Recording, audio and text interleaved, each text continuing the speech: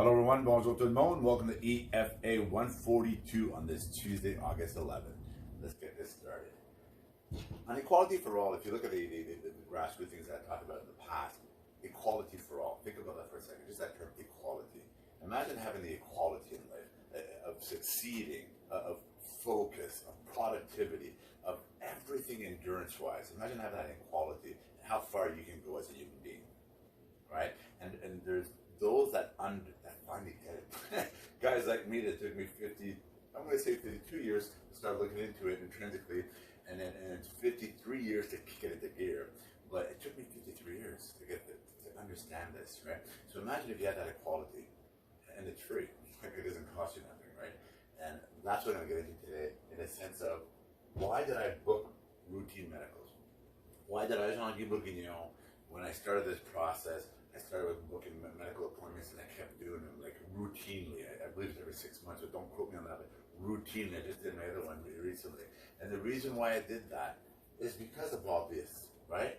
And because I knew the commonalities of the groups, that where I was what's gonna happen to me. I knew that where I was at physically, mentally, medically, everything in my body, right, to where I was going intrinsically, I knew that these things would disappear and dissipate through research and data. I knew that. I knew that going in. I always tell my daughters, go in prepared, right? I went in prepared. And when I went in prepared, and I'm going to break this down for you. So why did I do my routine medicals? Because I knew going in prepared from research and data that my results would change, that my inners would change medically, like the black and white here. So I've talked about this before. Sleep apnea, right? Diagnosed severe sleep apnea, right? Not just sleep apnea, you have severe sleep apnea. Let me put it SS sleep apnea here. So that's what I was diagnosed with, right? I had the machine. Have you tried sleeping with that freaking thing? I can't. I couldn't. I tried. I'm one of those active brains that now I'm going to give myself the credit that I get my 8 hours sleep now. Because of this lifestyle, I get my 8 hours sleep. My watch tells me I get my 8 hours sleep. I know I get my 8 hours sleep, right? So the sleep apnea disappeared and dissipated. My wife will tell you. She goes, you definitely don't have sleep apnea anymore, right? And these disappear and dissipate. Joints, my joints. Like, I've talked about the calcific, what is it called? Calcific tendinitis. I have that, right? My joints kill me, right? And why? Because I let it get there. 330, 340, 350, 340. I let it get there. That's why my joints were killing me. That's why my back and the sciaticas were like at the hop, skip, and the jump, and you got sciatica, right? My joints were killing me. My heart. Right? Heart medication. I've talked about the isotope, the things that I went through and that kind of stuff. Because I was 350 pounds, 340 pounds. That's why I started having heart issues and joint issues and sleep apnea.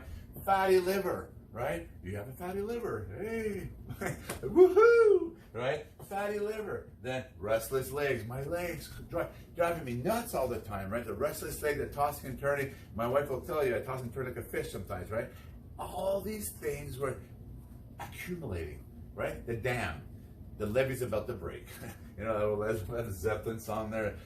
The levee was about to break, right? The dam was cracking. That's what's happening.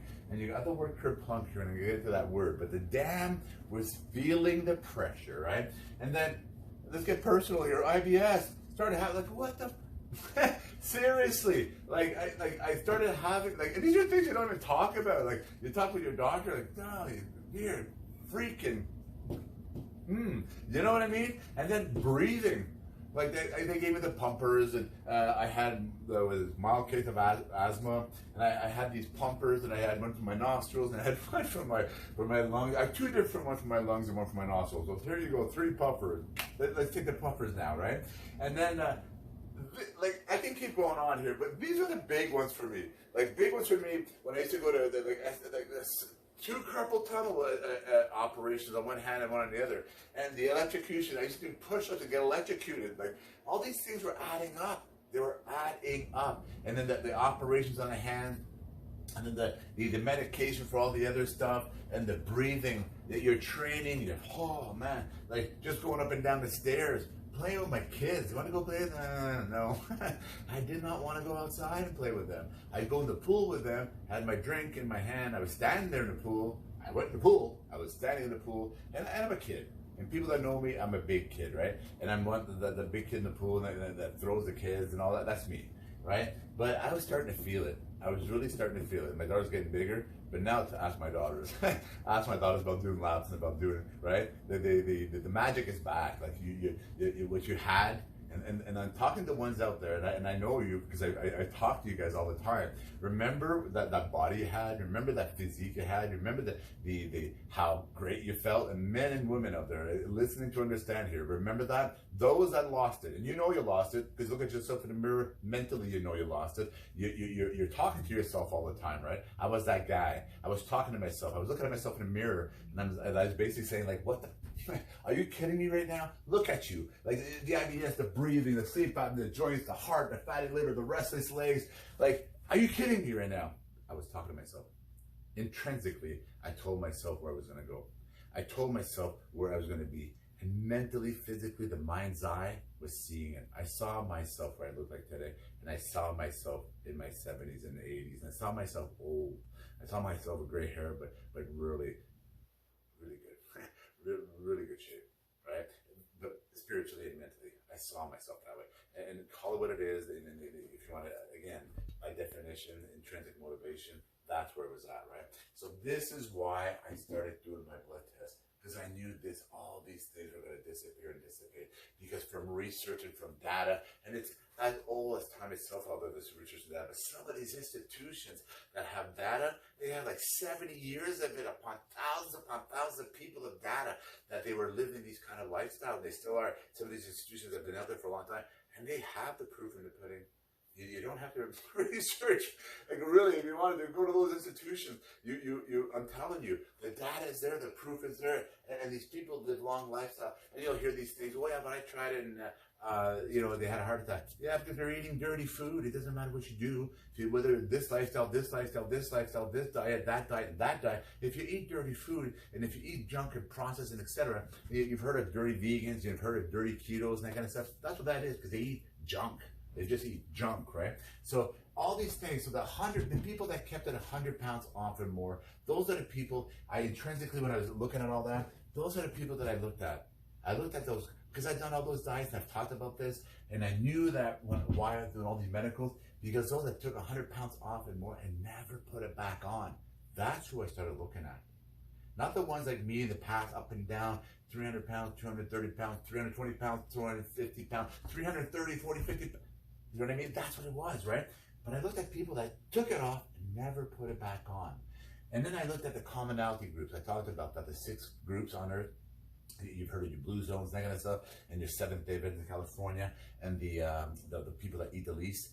Those groups there, there's 6 of them that I looked at, and what they had in commonality, right? And the commonality was they all eat real food, and they all stay natural, and they naturally fast without even calling it fasting and that kind of stuff. So I looked at that, plus intrinsically me, who I am, Jean-Guy, what I enjoy in life, right? I enjoy my wines. I researched and I found 0 residual sugar wines with 4-star ratings. Like that's what I did. So I enjoy my wine. I enjoy my all my foods. I enjoy my bottom crawlers. I enjoy my land walkers. I enjoy my fishes and my fowls or whatever. I enjoy food, but I also love nutrient-dense food, right? I love my kale. I love my broccoli. I love my avocados. So that's what I love. So that's what I did. I went to a lifestyle with all the foods that I love, which is tons of it. I love cocoa. I love making those desserts. I love the chocolate, the ice cream and gelatos that we make, right? I love all that.